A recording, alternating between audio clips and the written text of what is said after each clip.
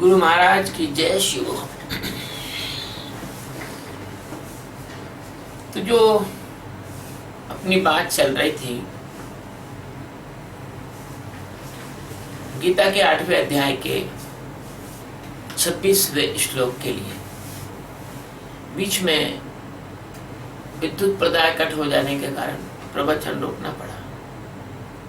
उसी को आगे बढ़ाते हैं। भगवान कह रहे हैं कि ये दो जो मार्ग हैं, शुक्ल पक्ष और कृष्ण पक्ष का मार्ग, तो ये जो दो मार्ग हैं, इस मार्ग के बारे में परमात्मा ने अपनी वाणियों में, अपने उपदेशों में, अपने अवतारों में कई कई बार संकेत दिया है। और इन दोनों मार्गों को ठीक से समझाने के लिए भगवान इस पृथ्वी पर सदगुरु के रूप में आए, इस धरा पर सदगुरु के रूप में आए। भगवान सदगुरु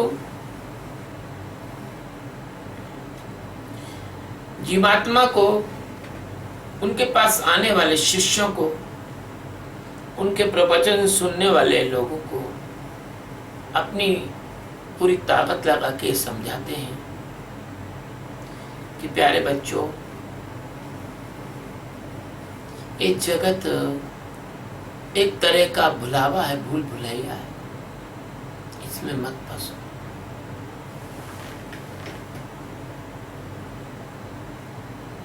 तुम जो जीवन जी रहे हो,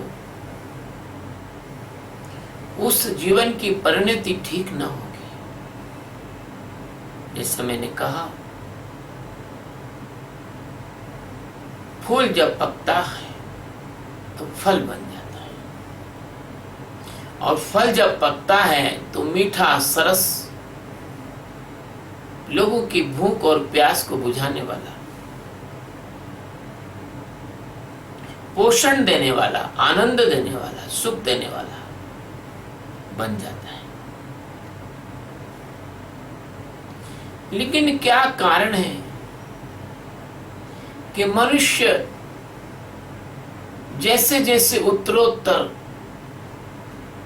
आयु में बढ़ता है, जब मनुष्य बच्चा रहता है तब तक तो बड़ा कोमल, निर्मल, प्रसन्न मुख, सबको भी प्रसन्न करने वाला ऐसा होता है।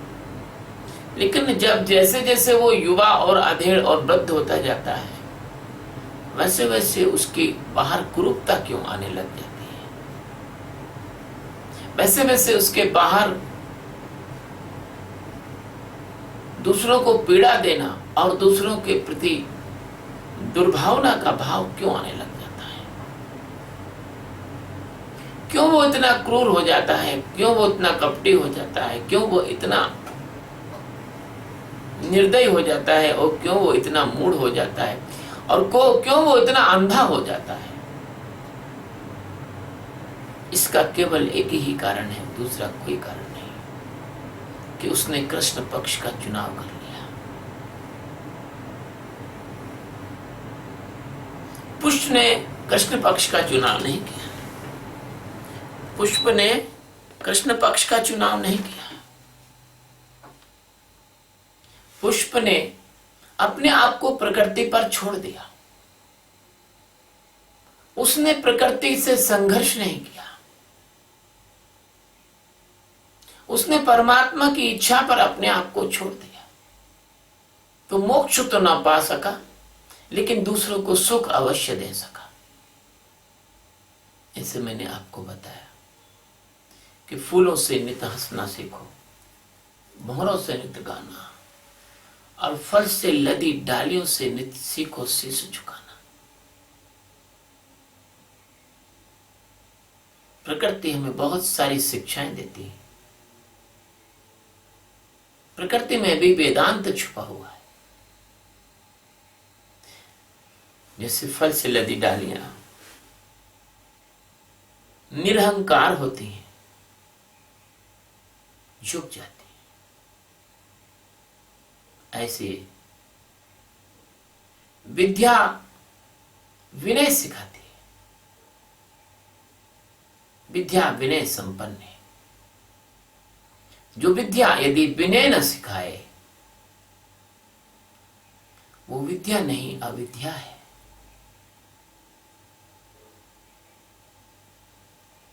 प्रकृति के जिस मार्ग में चलने पर, साधना के जिस मार्ग में चलने पर निर्मलता न आए, तेज न आए, ओज न आए, निर्भयता न आए, शांति न आए, बंधन रहित होना न हो, वो मार्ग शुक्ल पक्ष नहीं हो सकता, वो तो कृष्ण पक्ष ही होगा। यहाँ भगवान अर्जुन से कहते हैं कि अर्जुन, ये तो तेरा चुनाव है। मैं तो तेरा गुरु होने के नाते तुझे यही कहूंगा, तू श्रेष्ठ का वरण कर। हे अर्जुन, ये शुक्ल कृष्ण गति हेते, ये दोनों प्रकार की जो गति हैं,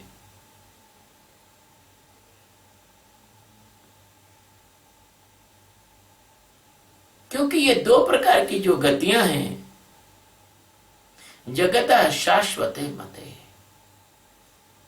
जब से ये संसार बना है, जब से ये आकाश गंगाएं बनी है, जब से ये ग्रह उपग्रह बने हैं, जब से ये सौर मंडल और ब्रह्मांड बने हैं, तब से ये जो गति है ये कभी बंद नहीं हुई।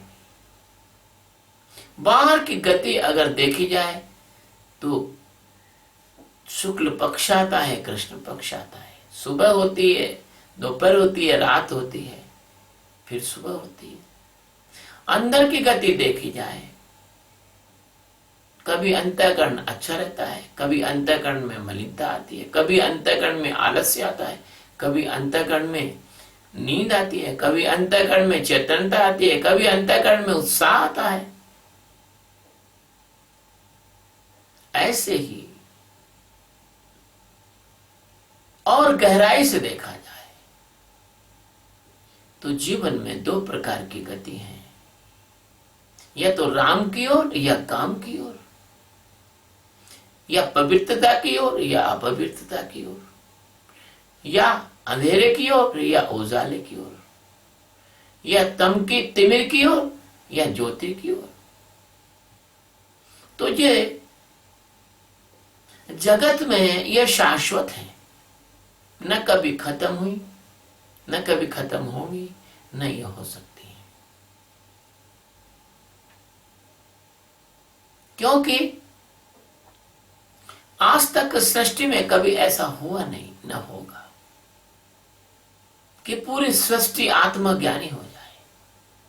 माया का अस्तित्व अमर है, माया भी रहती है, ज्ञान भी रहता है और अज्ञान भी रहता है। ऐसा कभी नहीं होगा कि दिन ही दिन हो, रात ना हो। रात और दिन दोनों होंगे, सुख और दुख दोनों होंगे, आनंद और अनानंद दोनों होगा। ये शाश्वत है। प्रकृति और पुरुष दोनों होंगे।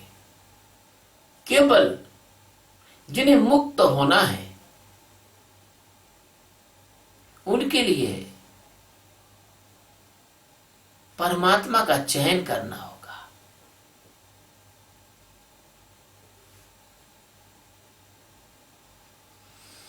जैसे पतिव्रता स्त्री अपने पति के अलावा अन्य किसी पुरुष का चिंतन नहीं करती। मां अनसुईया ने सीता जी को यह उपदेश दिया। मां सीता को कहा कि पतिव्रता युवती जग सोई, सपने हूं आन पुरुष नहीं हो। सपने में भी कहीं दूसरा पुरुष नहीं है ऐसा मान के वो चलती है। जैसे गांधारी ने अपनी आंखों पर पट्टी बांध दी थी। जैसे चूड़ाना ने अपने पति को मुक्त करने के लिए संत का वेश बना लिया था, ऐसे अगर परमात्मा से तुम उस पतिव्रता स्त्री सती स्त्री के समान अगर अपना जुड़ाव करते हो, तो फिर जगत में तुम्हारे लिए माया नहीं है, केवल परमात्मा परम पुरुष ही है। फिर तुम्हारी मुक्ति को कोई रोक नहीं सकता। इसलिए जगत में तो ये शाश्वत मतें हैं, ये तो दोनों होंगे ही होंगे, इनका होना अवश्यंभावी है। माया भी होगी, ब्रह्म भी होगा, ज्ञान भी होगा, अज्ञान भी होगा, गुरु भी होंगे, अगुरु भी होंगे, पापी भी होंगे, पुण्य भी होंगे, जिज्ञासु भी होंगे और अज्ञानी भी होंगे। ये तो होंगे, क्योंकि चयन करने की पूरी स्वतंत्रता प्रकृति ने सबको दी है, सारे जीवात्माओं को दी है। सबको ये भी चयन करने की स्वतंत्रता दी है कि वो किस जन्म में जाना चाहते हैं वो जा सकते हैं, और जन्म मरण से मुक्त होना चाहते तो वो हो सकते हैं। मेरे प्यारे मित्रों,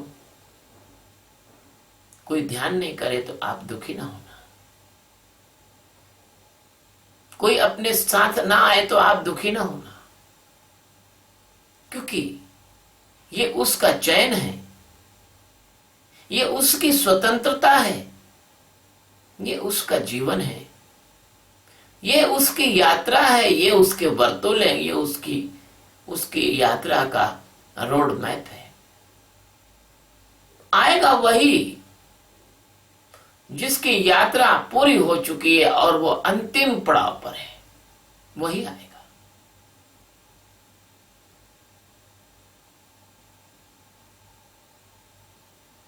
इसलिए भगवान कहते हैं कि जगत में ये शाश्वत मत है, इसमें एक मत ऐसा है कि जो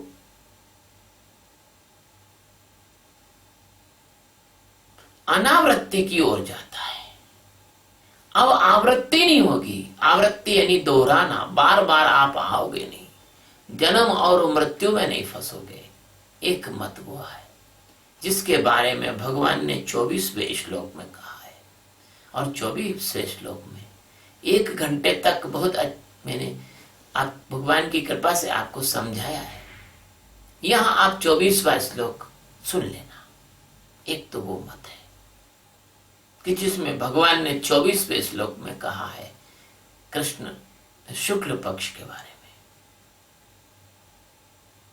और दूसरा मत वो है अनन्या, दूसरा कि जिसमें जाने पर, जिस मार्ग पर जाने पर वापस लौटना ही है, लौटना ही पड़ेगा।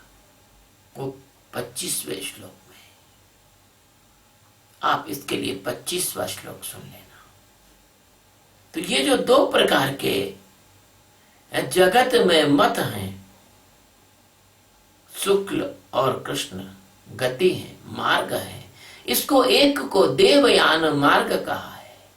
पहले को ये देवत्व की ओर ले जाने वाला यान है, ये देवत्व की ओर ले जाने वाला पंथ है, ये देवत्व की ओर ले जाने वाला ज्ञान है, ये देवत्व की ओर ले जाने वाला ध्यान है, ये देवत्व की ओर ले जाने वाली साधना है। और दुनिया में सबसे बड़ा देवता तो सच्चिदानंद परमात्मा है, इसके अलावा तो कोई दूसरा है नहीं।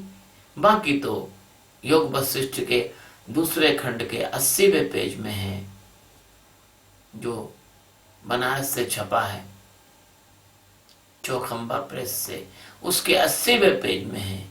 भगवान शंकर कहते हैं कि सारे देवी देवता कल्पित हैं, आत्मा में कल्पित है, और कल्पित तो कभी सत्य होते नहीं। मैं तो नहीं कह रहा, योग वशिष्ठ कह रहा है, क्योंकि यदि मैं कहूंगा तो आप नाराज हो जाएंगे, और योग वशिष्ठ कह रहा है तो आप योग वशिष्ठ से नाराज नहीं हो पाएंगे, क्योंकि खिसियानी बिल्ली खंबा नोचती है, दीपक को पतंगे बुझा देते हैं, ज्ञानी को अज्ञानी नष्ट कर देते हैं। इसलिए सदैव ज्ञानियों को उसके पूर्व के ज्ञानी और अवतारों का उदाहरण लेकर ही बोलना पड़ता है। यूं चाहे तो गीता पर भी बोलने की कोई आवश्यकता नहीं, बिना गीता पे बोले भी आपको ज्ञान कराया जा सकता है।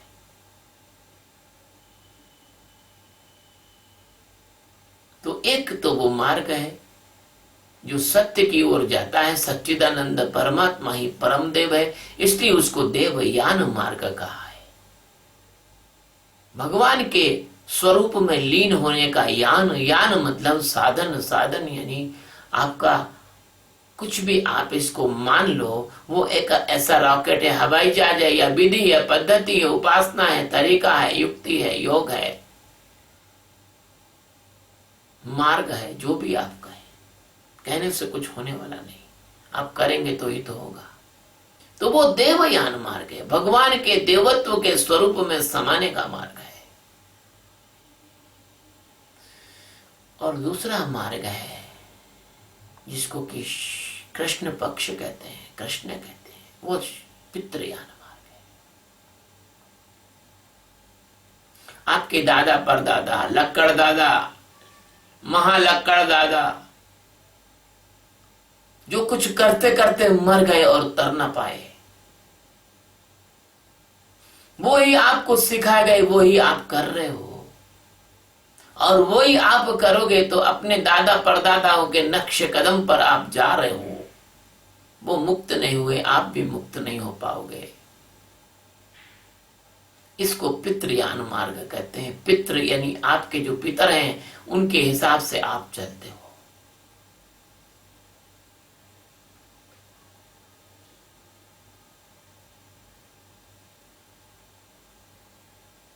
आपकी परंपराएं, आपकी रूढ़ियां, आपके कुल देवी, आपके कुल देवता, आपके ग्राम देवता, आपके नवग्रह देवता, आपके षोडश मात्रिका, आप इन्हीं की पूजा करते रहो, करते रहो। लेकिन आत्मा सच्चिदानंद परमात्मा की तरफ कभी मत मुड़ोगे तो ये आपका पितृयान मार्ग है। अच्छी तरह से समझ लो। आप अपने पितर लोक को जा सकते हो, जहां की आपके पितर गए हैं वहां आप चले जाना, लेकिन वहां से आपको लौटना ही होगा। आपके पितर भी लौट लौट कर आते हैं। एक छोटी सी बात मुझे स्मरण में आ गई। एक बार भगवान नारद पृथ्वी लोक का भ्रमण कर रहे थे।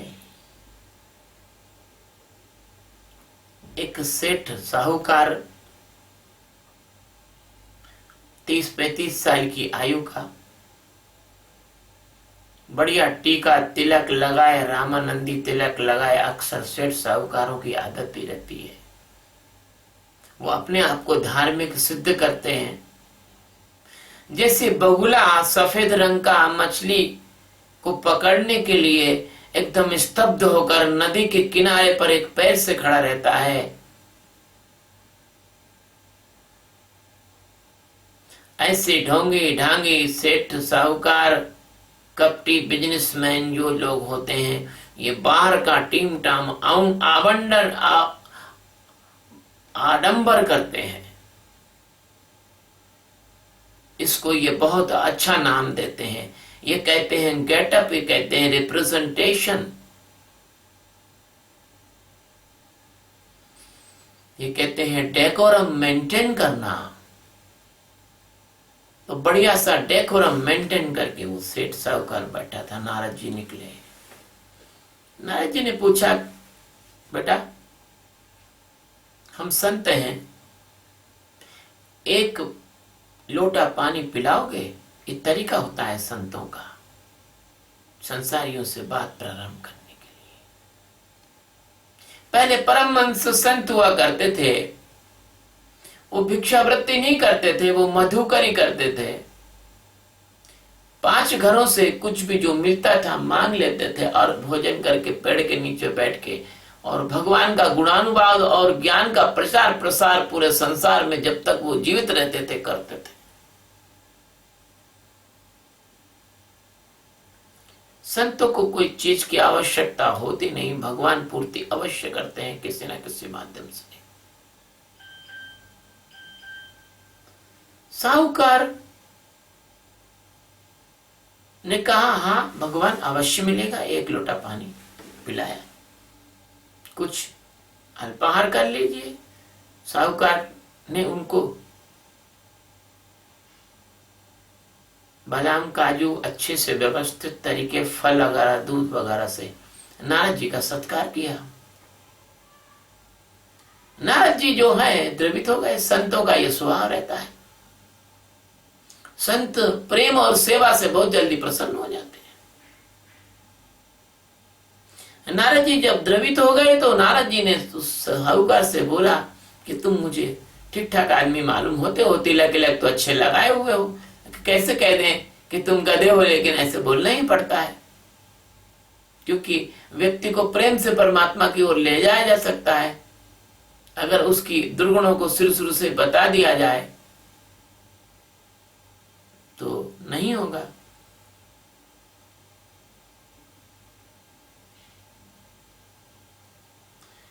उन्होंने कहा भगवान में प्रेम तो भगवान से करता हूं, मैं भी चाहता हूं, भगवान से मिलना चाहता हूं। अरे तुम चिंता मत करो।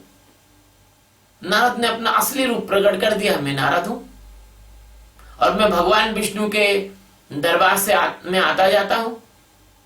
भगवान जो है बैकुंठ में शेष सैया पर लेटे हुए हैं, भगवान चतुर्भुज हैं, मैं तुम्हें उनके दर्शन करा सकता हूं। कभी मुझे समय मिलेगा तो मैं भगवान के चतुर्भुज रूप के बारे में आपको बताऊंगा। ये बड़ा रहस्यपूर्ण विषय है, ये मिथक नहीं है, इसमें बहुत बड़ा रहस्य है।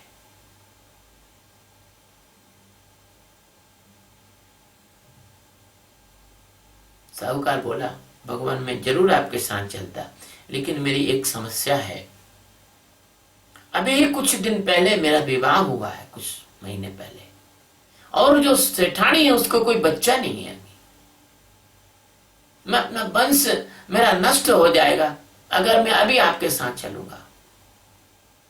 नारद ने कहा कोई बात नहीं, तुम एक वंशज तैयार कर दो फिर चलना, क्योंकि तुम्हें अपने पितृ ऋण से भी तो मुक्त होना चाहिए। ठीक है। नारद जी चले गए। नारद जी 5-6 साल बाद फिर आए। तब सेठ के घर में एक प्यारा सा नन्हा सा कोमल सा बच्चा जो है आंगन में घुटने चल रहा था। नारद ने कहा अरे सेठ जी बड़ी बड़ी खुशी की बात है, आपको पुत्र रत्न की प्राप्ति हुई है। हाँ हाँ, सेठ बहुत खुश हुए, नारद जी का सम्मान किया, नारद जी को जलपान कराया, नारद जी के पैर वैर छुए, पैर धुलाए, नारद जी बैठे। नारद जी ने कहा आप तो चलो। अरे भगवान कैसी बात करते हो,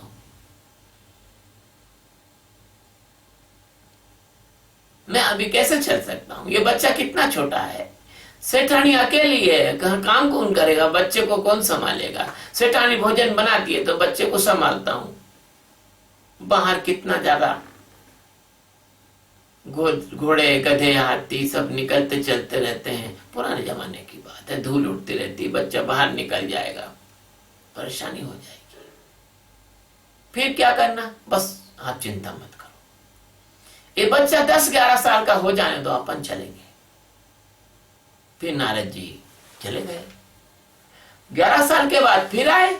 सेठ बहुत खुश हुए, फिर नारद जी को बहुत सम्मानित किया गया, खिलाया पिलाया गया। नारद जी ने कहा अब तो चल। बोले नहीं भगवान अब कैसे चल सकता हूं, ये बच्चा तो अभी 11 साल का हुआ है, ये जरा दुकान तो ठीक से संभाल ले और उसकी शादी कर दो। बच्चा बड़ा हुआ, दुकान संभाली, शादी की, नारद आए, फिर टाला, फिर बच्चा और बड़ा हुआ, बच्चे के बच्चा हो गया, फिर आए, फिर सेठ ने कहा मेरे बच्चे का छोटा बच्चा है, उसको कहीं कौन संभालेगा। ऐसे करके जब सेठ वृद्ध हो गए, मृत्यु की कगार पर खड़े हो गए, तब नारद ने कहा कि आओ अब तो चलो। तो बोले नहीं, अब नहीं चल सकता हूँ, मेरे ये बच्चा बहुत नालायक है, ये जो है मेरे धन को उजाड़ सकता है, मुझे यहीं रहना पड़ेगा। सेठ मरकर सर्प हो गए, सेठ मरकर सर्प हो गए। एक दिन घूम रहे थे घर में, धन जहां गड़ा था वहां आसपास घूम रहे थे। बच्चों ने देख लिया घर में सांप है, सपेरों को बुलाया, उनको मार मार के सर्प को अधमरा कर दिया, मार के फेंक दिया बाहर। सर्प अधमरे होके पड़े हुए। नारद आए, भैया चलो। बोले नहीं, अब नहीं चल सकता हूं। पहली बात तो जिनने मुझे मारा है मैं उनको जो है बदला लूंगा, और दूसरी बात मैं अभी जो है फिर अपने घर के अंदर जो है चोर ना घुस जाएं, इसलिए अब मैं भगवान से प्रार्थना कर रहा हूं कि मुझे कुत्ते का जन्म मिले ताकि मैं अपने घर की रक्षा करूं। जब ऐसा हुआ, नारद ने कहा, अरे नारद चले गए, वो कुत्ता बन गया। कुत्ता बनने के बाद घर के बाहर बैठा रहा, झूठा मीठा खाता रहा, डंडे वंडे पड़ते रहे। घर के लोगों ने डंडा भी मारा। एक दिन ब्राह्मणों का भोजन रहे और भोजन में खीर में और एक छिपकुली गिर गई। उसने देख ली गिरते हुई, कुत्ता गया। उसने सोचा कि अगर ये भोजन ब्राह्मणों को करा देंगे या घर वाले कर लेंगे तो घर वालों को तकलीफ हो सकती है। उसने गरम गरम खीर में मुंह डाल दिया, उसका मुंह जल गया। उसकी बहू ने देखा, ओ ये मुंह कुत्ता कितना बदमाश है, इसने हमारे भोजन को खराब कर दिया। उसको इतना मारा, दोनों पीछे के पैर टूट गए और कमर की हड्डी टूट गई। घिसटता हुआ कुत्ता मर गया। और मरने के बाद कुत्ता जो है उसी सेठ के परिवार के अंदर एक जो है बैल बन गया। बैल, सेठ का एक बच्चा हुआ, उसने किराने की दुकान कर ली और वो बैल जो है वो वहां से जा रहा था तो उसको भूख भी लगी थी। तो मूंगफली के बीजों का थैला, मूंगफली का थैला पड़ा था बीजों का, मूंगफली दाने का, उसने उसमें मुंह डाल दिया। किस कदर उसको मारा उसके पोतों ने। इसको पितृयान मार्ग बोलते हैं। ये पितृयान मार्ग है। इच्छा हो तो चले जाना, कोई दिक्कत की बात नहीं, क्योंकि चुनाव तो आपका है, क्योंकि परमात्मा ने सबको चुनने की आज्ञा दी है। आपके सामने भगवान ने खुला विकल्प रखा है। आप चाहो जो चुन लो, आप चाहो तो पुनरावर्तन का मार्ग चुन लो, ये पितृयान मार्ग है। और आप चाहो तो जो अपना शुभ्र है, शुल्क है, शुक्ल, ये शुक्ल मार्ग चुन लो। एक तरफ काला मार्ग है जो माया की तरफ जाता है, एक तरफ धवल मार्ग है जो परमात्मा की तरफ जाता है, एक तरफ प्रवृत्ति का मार्ग है जो संसार में जन्म और मरण के अनंत चक्रों की ओर जाता है, और एक तरफ निवृत्ति का मार्ग है जो सीधा परमात्मा की ओर जाता है। एक तरफ दुखों से भरा हुआ कांटों का जंगल है, एक तरफ भगवान का राजमहल है, एक तरफ मुक्ति है, एक तरफ भुक्ति है। ये आपकी इच्छा है। भगवान ने आपको पूरी स्वतंत्रता दी है, आप जो चाहे चुन सकते हैं। बहुत कम लोग ऐसे होते हैं जो परमात्मा सच्चिदानंद को जानने के लिए सब कुछ दाव लगाकर, सब कुछ का विसर्जन करके अपने पितरों को, पौत्रों को, देवी देवता को, भूत प्रेतों को, कर्म कांडों को, गोरख धंधों को तिलांजलि देके, हाथ जोड़ के कि भैया अब बहुत हो गया, अब नो नसानी, अब न नसे हो। अब तक मैं अपने जीवन को नष्ट किया, जन्म जन्मांतर से बर्बाद हुआ हूं, अब नहीं होऊंगा। इन सब को तिलांजलि देकर और किसी जीवित सदगुरु सच्चिदानंद परमात्मा का जो साक्षात स्वरूप होते हैं, भगवान के मुख होते हैं, भगवान के हाथ होते हैं, भगवान की कृपा का साक्षात रूप होते हैं, भगवान की करुणा का प्रकट स्वरूप होते हैं, ऐसे सद्गुरुओं की शरण में आकर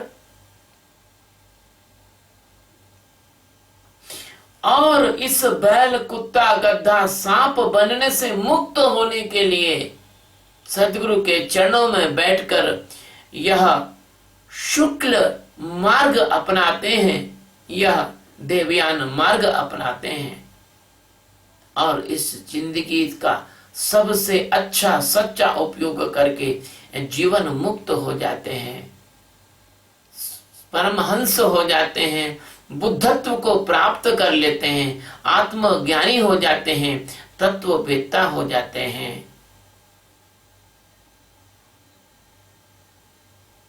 मैं अपने सद्गुरु का राम राम से आभारी हूं।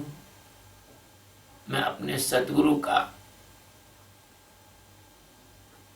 कृतज्ञ हूं। मैं उनके पवित्र चरणों में अपना सिर रख के मैं विनम्रता पूर्वक मेरे सद्गुरु को प्रणाम करता हूं कि उनकी कृपा कटाक्ष से जीव ब्रह्म हो जाए।